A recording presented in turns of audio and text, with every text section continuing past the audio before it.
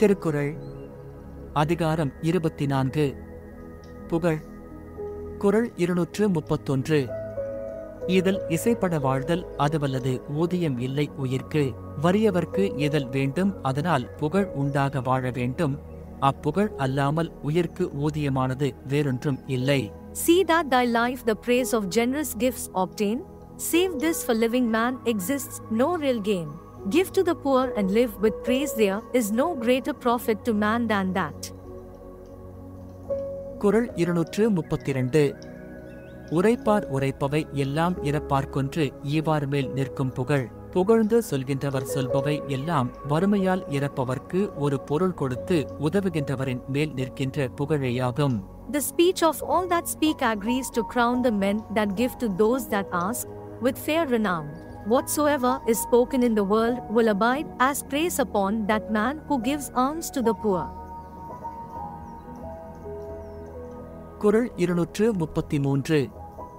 ஒன்றா உலகத்து உயர்ந்த புகழல்லால் பொன்றாது நிற்பதொன்றில். உயர்ந்த புகழ் அல்லாமல் உலகத்தில் ஒப்பற்ற ஒரு பொருளாக அழியாமல் நிலைநிற்க வல்லது வேறொன்றும் இல்லை. Save praise alone that soars on high, not lives on earth that shall not die. There is nothing that stands forth in the world imperishable except fame, exalted in solitary greatness. குறள் 234. நிலவரை நீழ்புகழ் ஆற்றின் புலவரை போற்றாது புத்தேள் உலகு. நில உலகின் எல்லையில் நெடுங்காலம் நிற்கவல்ல புகழைச் செய்தால் வானுலகம் அவ்வாறு புகழ் செய்தாரை போற்றுமே அல்லாமல் தேவரை போற்றாது. If men do virtuous deeds by worldwide ample glory crowned, the heavens will cease to laud the sage for other gifts renowned. If one has acquired extensive fame within the limits of this earth, the world of the gods will no longer praise those sages who have attained that world. குறள் 235. நத்தம் போல் கேடும் உளதாகும் சாக்காடும் வித்தகர் கல்லால் அரிது. புகழுடம்பு மேம்படுதலாகும் வாழ்வில் கேடும் புகழ் நிலை நிற்பதாகும் சாவம் அறிவில் சிறந்தவர்க்கு அல்லாமல் மற்றவர்க்கு இல்லை. Loss that is gain, and death of life's true bliss fulfilled, are fruits which only wisdom rare can yield. Prosperity to the body of fame, resulting in poverty to the body of flesh, and the stability to the former arising from the death of the latter, are achievable only by the wise.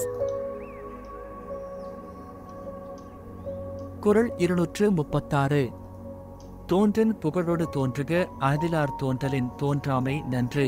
ஒரு துறையில் முற்பட்டு தோன்றுவதானால் புகழோடு தோன்ற வேண்டும்.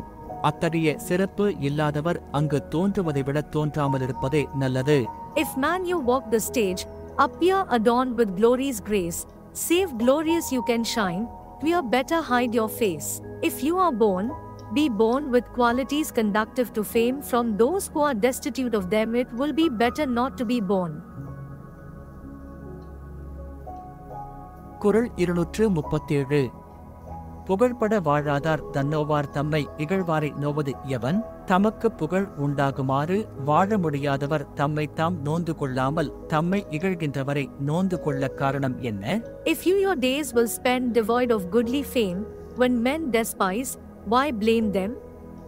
You have yourself to blame.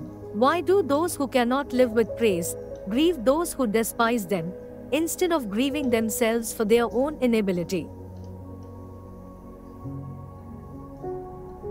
குறள் 238. வசை என்ப வையத்தார்க்கெல்லாம் இசை என்னும். எச்சம் பெறாவிடின் தமக்கு பின் எஞ்சி நிற்பதாகிய புகழை பெறாவிட்டால் உலகத்தார் எல்லாருக்கும் அத்தகைய வாழ்க்கை பழி என்று சொல்லுவர்.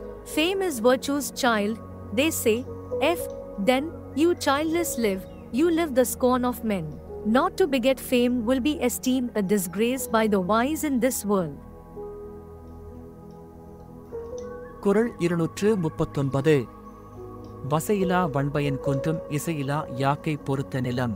புகழ் பெறாமல் வாழ்வை கழித்தவருடைய உடம்பைச் சுமந்த நிலம் வசையற்ற வளமான பயனாகிய விளைவு இல்லாமல் குன்றிவிடும். The blameless fruits of fields increase will dwindle down, if earth the burthen bear of men without renown. The ground which supports a body without fame will diminish in its rich produce. குறள் 240. வசையொழிய வாழ்வாரே வாழ்வார் இசையொழிய வாழ்வாரே வாழாதவர். தாம் வாழும் வாழ்க்கையில் பழி உண்டாகாமல் வாழ்கின்றவரே உயிர் வாழ்கின்றவர். புகழ் உண்டாகாமல் வாழ்கின்றவரே உயிர் வாழாதவர். Who live without reproach, them living men be deemed. Who live without renown, live not, though living men they seem. Those live who live without disgrace, those who live without fame live not.